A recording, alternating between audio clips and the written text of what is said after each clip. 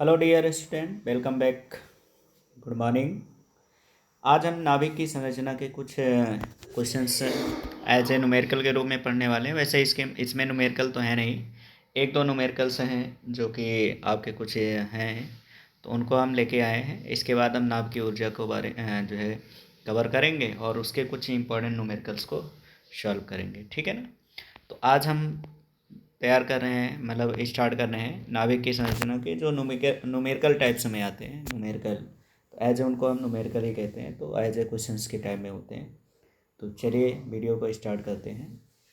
तो सबसे पहले हम ये कहना चाहेंगे, अगर वीडियो हेल्पफुल लग रही है तो आप लोग वीडियो को लाइक, सब्सक्राइब और शेयर ज़रूर कर दें, ताकि जितने जो स्टूडेंट को नीड है उनको मिल जाए, ठीक है ना। तो चलिए, सुबह का समय हो गया है अभी अभी जो है, तो चलिए वीडियो को स्टार्ट करते हैं।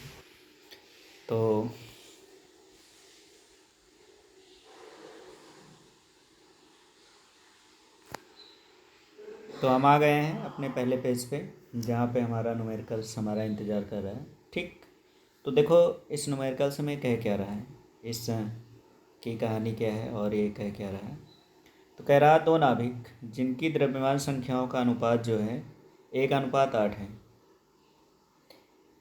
उनकी नाभ की त्रिज्याओं का अनुपात क्या होगा, ये आपसे पूछा जा रहा है, ठीक। तो द्रव्यमान संख्याओं का अनुपात यानी कि A1:A2, इन दोनों का रेशियो दे दिया गया है 1:8, ठीक। अब मैंने आप लोगों को एक क्वेश्चन से बताया है जिसमें आपको अगर याद हो, ठीक है ना, तो क्या बताया था, आर डायरेक्टली प्रोपोर्शनल A⁻1/3, ठीक। ये तो फार्मूला बताया था। तो आपको कुछ नहीं करना, बस इस फार्मूले पे रख देना है, तो हमें इनका रेशियो दे दिया गया है। तो आर हमारी जो त्रिज्या है, नाभिक की त्रिज्या, वो द्रव्यमान संख्या के 1/3 यानी कि घनमूल के जो है समानुपाती होता है। तो यहाँ से हमारा जो रिलेशन बनेगा वो क्या बन जाएगा, तो ध्यान दीजिए। तो ये हो जाएगा हमारा R1/R2 इक्वल टू A1/A2 की पावर 1/3, ठीक। चलो मान रख देते हैं, तो ये हो जाएगा R1/R2 इक्वल टू A1 यानी कि 1। और हाँ, ध्यान रखना जो रेशियो होती है वो हमारी क्या होती है, एज ए अनुमानित मान, ठीक है ना। और A2 का रेशियो दिया है 8, ठीक है ना, पूरे की पावर 1/3, ठीक। तो इसको हम सॉल्व कर लेते हैं। तो सॉल्व करेंगे तो क्या हो जाएगा, तो देखिए ये हो जाएगा R1/R2 इक्वल टू 1/8 को हम लिख सकते हैं 1/2 की पावर 3 और इसकी पावर 1/3, क्योंकि पावर के ऊपर पावर, जैसे 8 है तो 8 को हम 3 टाइम 2 × 2 × 2 लिख सकते हैं, ठीक है ना। तो 3 से 3 हमारा क्या हो जाएगा, कैंसिल। तो R1 ratio R2 equal to कितना होगा, 1:2,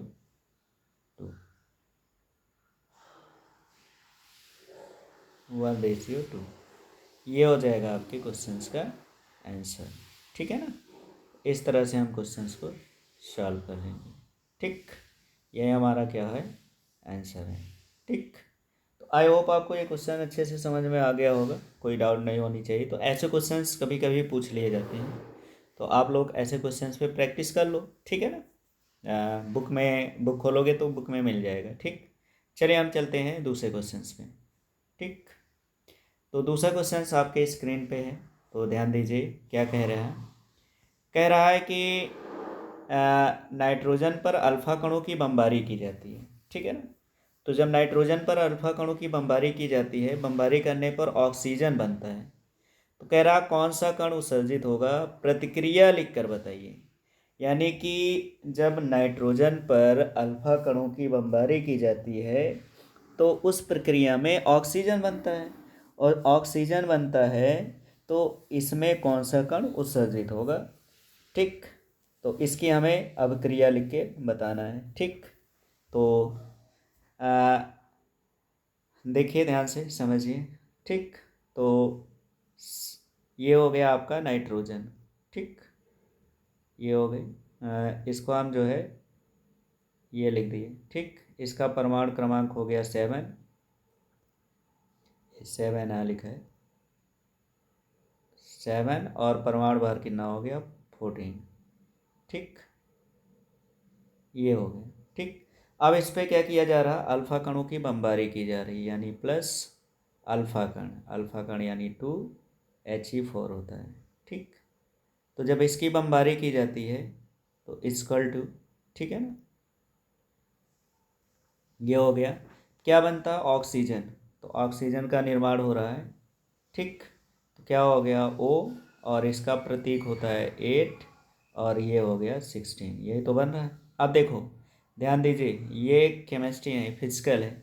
ठीक, तो यहाँ पे देखो हमें क्या करना है, परमाणु, जैसे 7 और 2, यहाँ पे अगर हम 7 और 2 को मैच कर रहे हैं, ठीक है ना, ये देखो इधर 2 है और इधर 7, तो 7 2 कितना हो गया 9, इधर कितना है 8, यानी कितने की कमी है 1 की। ठीक, अब इधर देखो यहाँ 14 और +4 कितना हो गया 18, यहाँ कितना है 16 है। ठीक है ना, तो कितने की कमी है 2 की।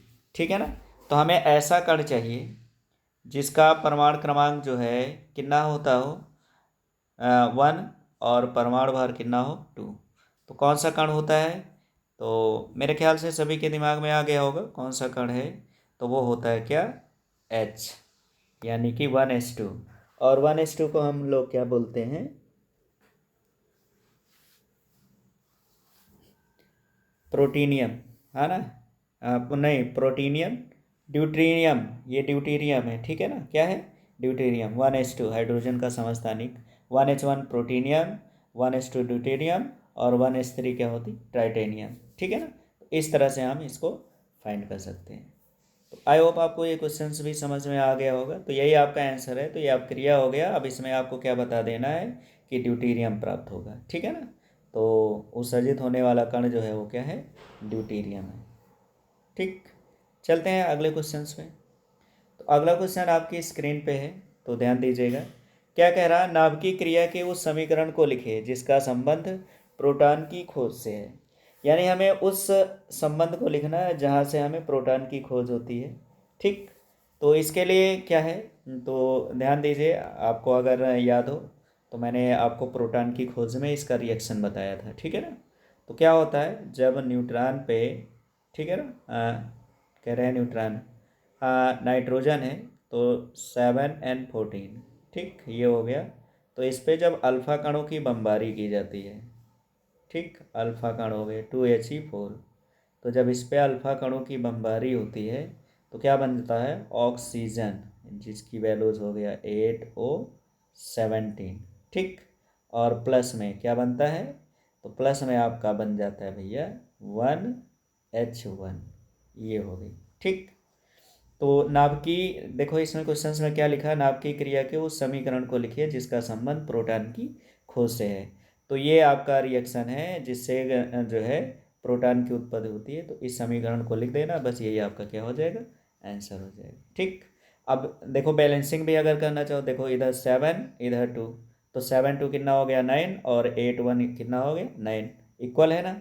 यहाँ कितने हैं 14, यहाँ पे कितने हैं 14, यहाँ हो गया 14 14 18 हो गया, यहाँ 17 और +1 कितना हो गया 18। तो इस तरह से हम इस इक्वेशंस को मतलब ये आपकी प्रोटॉन की खोज का समीकरण है। ठीक है ना, तो जब नाइट्रोजन नाभिक पे अल्फा कणों की बमबारी की जाती है तो क्या बनता है प्रोटॉन। ठीक, और ऑक्सीजन। आई होप ये को समीकरण भी आपको समझ में आ गया होगा। अगला क्वेश्चन है, ध्यान दीजिए, इसमें पूछ क्या रहा है, तो इसमें आपसे पूछा जा रहा है भाई, इसमें कह रहा है कि 6C14, ठीक है ना, और 7n14 और 7n13 और 8O16 नाभिकों में संभारिक और समन्यूट्रॉनिक के जोड़े बनाना है। ठीक, तो ध्यान दीजिएगा, ऐसे क्वेश्चन भी आते हैं जिसमें बहुत सारे परमाणु दे देंगे। ठीक है ना, तो वहाँ से आपको कहेंगे कि भाई इसमें से समभारिक समस्थानिक और समन्यूट्रॉनिक ज्ञात कीजिए। ठीक, तो हमें इसमें जोड़े बनाने, तो अगर हम संभारिक की बात करें तो संभारिक की डेफिनेशन क्या थी, ऐसे नाभिक जिनमें परमाणु क्रमांक समान होता है परंतु परमाणु क्रमांक जो है भिन्न भिन्न होते हैं। फिर से समझिए, संभारिक यानी ऐसे तत्व या ऐसे नाभिक जिनके परमाणु द्रव्यमान समान होते हैं और परमाणु क्रमांक भिन्न भिन्न होते हैं, उन्हें हम क्या कहते हैं? संभारिक। तो अगर हम संभारिक की बात करें तो संभारिक का जो जोड़ा होगा वो क्या होगा? तो भाई वो होगा हमारा क्या? तो इसमें देखो, तो जैसे 6C14, इसका भी परमाणु क्रमांक 14 है, कॉमा अगला हो गया 7N14। तो यहाँ पे अगर हम देखें तो ध्यान दीजिए कि इसका भी परमाणु क्रमांक और परमाणु भर और इसका भी परमाणु भर क्या है? समान है। यहाँ पे परमाणु क्रमांक की बात किया जाए तो यहाँ 6 है और यहाँ 7, तो दोनों के परमाणु क्रमांक जो है वो भिन्न भिन्न है। तो संभारिक में यही आपको देखना होता है, जिसमें परमाणु भार जो हो वो समान हो और परमाणु क्रमांक जो है वो भिन्न भिन्न हो, तो उसे हम क्या कहते हैं? संभारिक। ठीक। नेक्स्ट आपका क्या है? समन्यूट्रॉनिक। तो समन्यूट्रॉनिक में हमें यह देखना है कि ऐसे नाभिक जिनमें न्यूट्रॉनों की संख्या क्या है? समान हो। ठीक है ना? तो समन्यूट्रॉनिक। तो चलिए देखते हैं कौन से जो है समन्यूट्रॉनिक जिनमें न्यूट्रॉनों की संख्या समान है। ठीक। तो कौन कौन से परमाणु हैं? तो अगर हम यहाँ पे ध्यान दें न्यूट्रॉनों की संख्या, तो ये हो गया आपका 6C14। ठीक। अब अगर हम इसमें न्यूट्रॉनों की संख्या निकालें तो न्यूट्रॉनों की संख्या क्या हो जाएगी? 14 माइनस 6। तो 14 वहाँ से 6 माइनस करोगे तो कितना हो जाएगा? 8 से 14, यानी इसमें न्यूट्रॉनों की संख्या कितनी है? 8। ठीक। और अगर हम नेक्स्ट की बात करें तो नेक्स्ट हमारा है कौन सा? 8O16। ठीक है ना? 8O16। अगर इसमें हम न्यूट्रॉनों की संख्या की बात करें तो इसमें न्यूट्रॉनों की संख्या क्या हो जाएगी?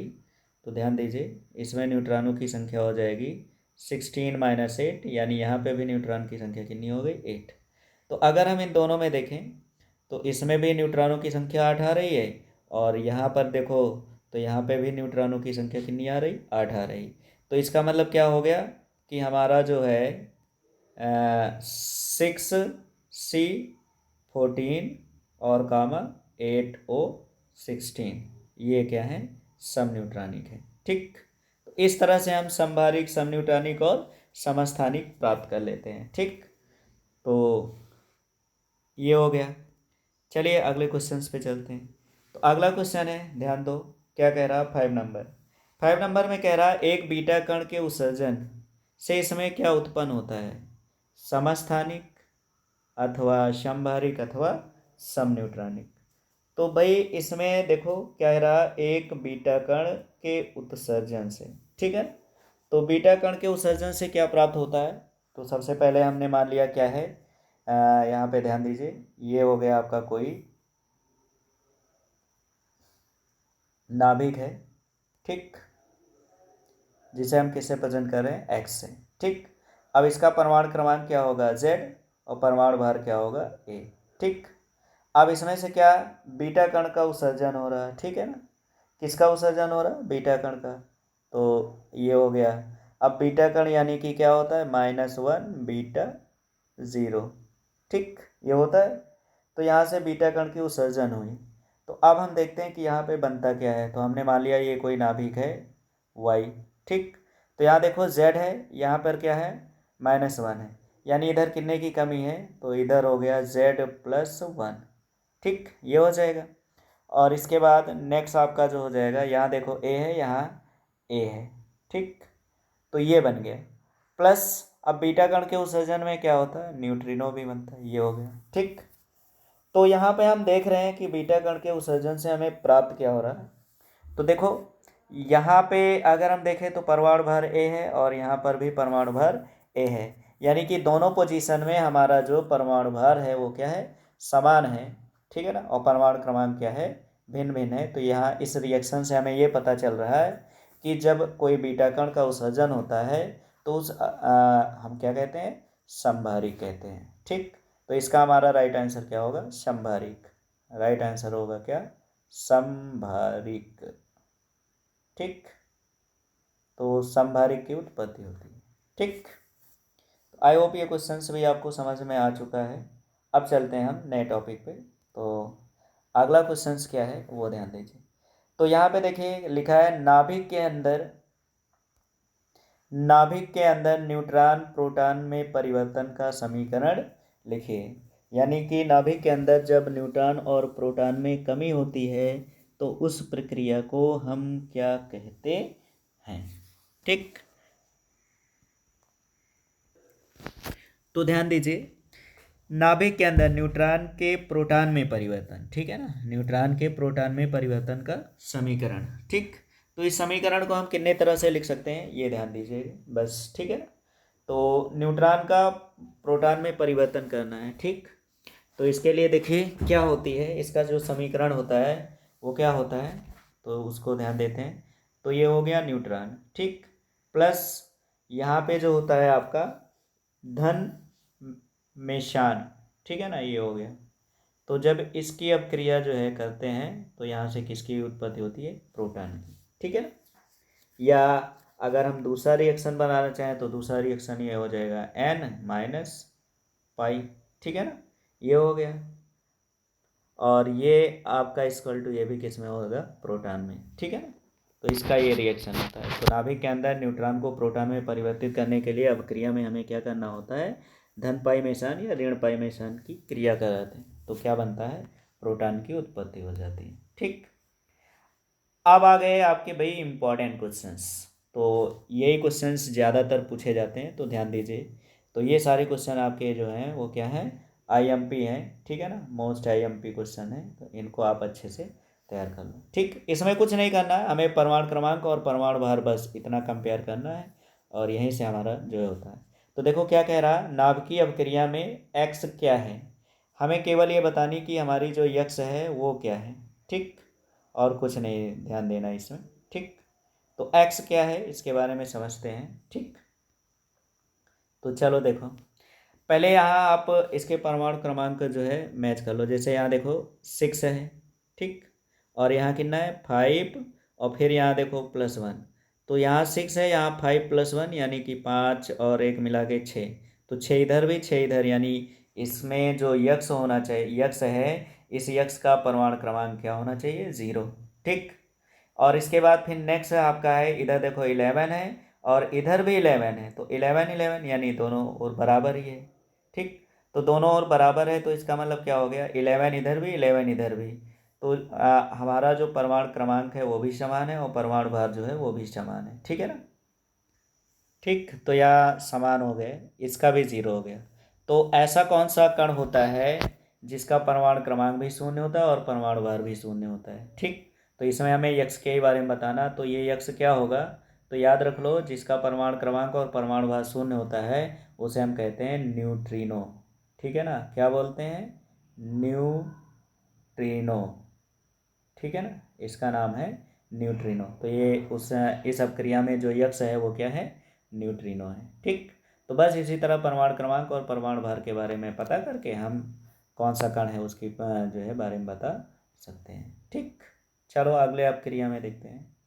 तो अगला अपक्रिया है आपका, देखो क्या लिखा है, 2He4 plus ZXA is equal to Z+2YA+3 + W।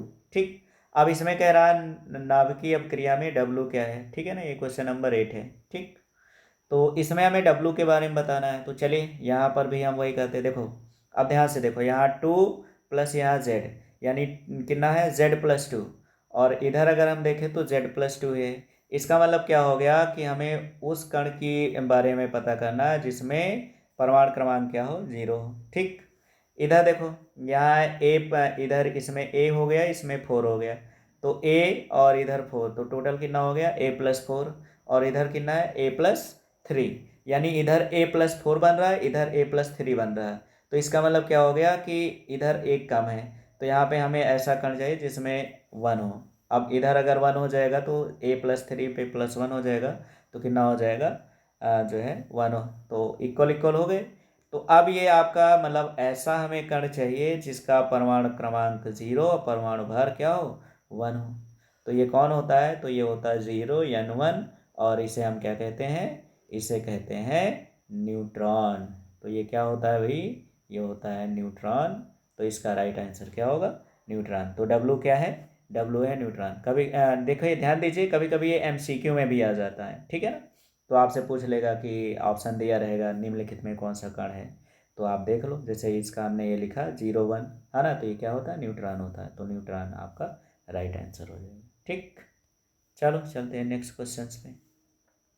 तो नेक्स्ट क्वेश्चन में कह रहा है नाभ की, ये क्वेश्चन नंबर 9 है, ठीक है ना। तो नेक्स्ट में कह रहा है नाभ की अपक्रिया में यक्स का मान क्या होगा। तो इसको आप लोगों को करना है और कमेंट बॉक्स में आपको यक्स की वैल्यूज बताना है कि यक्स क्या है। ठीक, चलो नेक्स्ट पे चलते हैं। तो नेक्स्ट में देखो क्या कह रहा है, नाभ की अपक्रिया में यक्स क्या है, ठीक है ना। तो इस नाभ की अपक्रिया में हमें यक्स के बारे में बताना है। तो एक्स नहीं, यहाँ देखो प्रिंटिंग मिस्टेक है, यहाँ पी है, तो यहाँ हमें पी के बारे में बताना है। ठीक, कि पी क्या है, ठीक है ना। यहाँ हमें किसके बारे में बताना है, पी। पी क्या होगा, फिर से उसको हटा देते, ये जो आपका है एक्स की जगह पी होगा, पी की वैल्यूज़ क्या होगी। ठीक, तो इसमें भी आपको पी की वैल्यूज़ बताना है कि पी क्या है। तो इसको भी कमेंट में आप जो है कमेंट बॉक्स में करेंगे। और ये क्वेश्चन नंबर 9 हो गया। ठीक, तो कमेंट में ज़रूर बताइए पी क्या है और एक्स क्या है। ठीक, नेक्स्ट है। तो नेक्स्ट में देखा दे दिया गया समीकरण। अब समीकरण ये जो आपको आपके सामने दिया हुआ है, ये समीकरण किस अभिक्रिया को प्रदर्शित कर रहा है, ये पूछ रहा है। तो वैसे ये आपका जो है अभी जो है हमने आपको पढ़ाया नहीं है, बट अब इसमें दे दिया गया है। तो हमें ये जो ये अभिक्रिया होती है, ये नाभ की संलयन की प्रक्रिया को है। तो ये हम अगले टॉपिक में पढ़ेंगे। ठीक, जब हम आपको नाभ की ऊर्जा के बारे में बताएंगे। ठीक, तो वहाँ पे हम आपको बताएंगे नाभ की संलयन क्या होती है। ठीक, तो वैसे इसका जो राइट आंसर होगा, यानी ये आपकी जो समीकरण है वो किसको प्रदर्शित कर रही, तो नाभ की संलयन की क्रिया को प्रदर्शित कर रही। ठीक, तो आई होप आपको क्वेश्चन समझ में आ गए होंगे। ठीक, तो ऐसे क्वेश्चन इस समय नाभ की संरचना में जो न्यूमेरिकल टाइप में होते हैं, बस ऐसे क्वेश्चन ही आते हैं। अन्यथा आपको बस डेफिनेशन ही आ जाएगा। और डेफिनेशन में क्या पूछेगा, समस्थानिक, समभारिक और समन्यूट्रॉनिक। ठीक है ना। तो बस इसमें इस चैप्टर में बस इतना चीज़ तैयार कर लो, तो इतने चीज़ से ही आपके क्वेश्चंस बन सकते हैं। तो आई होप आपको ये वीडियो पसंद आए, और वीडियो पसंद आए तो वीडियो को लाइक, सब्सक्राइब और शेयर ज़रूर करो। ठीक है ना, ताकि जिसको नीड है उसको ये वीडियो पहुंच सके। ठीक, तो आज के लिए बस इतना ही, मिलते हैं नेक्स्ट वीडियो में। टेक केयर, पढ़ते रहो, मस्त रहो। ठीक, कल हॉलीडे है तो संभवतः कल हम ऑन शॉर्ट पेपर का एक जो है मॉडल पेपर लेके आएंगे, जिसमें हम आपको सॉल्व करना बताएंगे, कैसे क्वेश्चंस को सॉल्व करते हैं। तो कल का मैराथन क्लास होगा। ठीक, तो मैराथन में क्या रहेगा कि हम आपको पूरा, ठीक है ना, एक मॉडल पेपर सॉल्व करके दिखाएंगे। ठीक, कैसे आपको सॉल्व करना है, तो कल ज़रूर ध्यान दीजिएगा। ठीक, तो आज के लिए बस इतना ही, बाय बाय।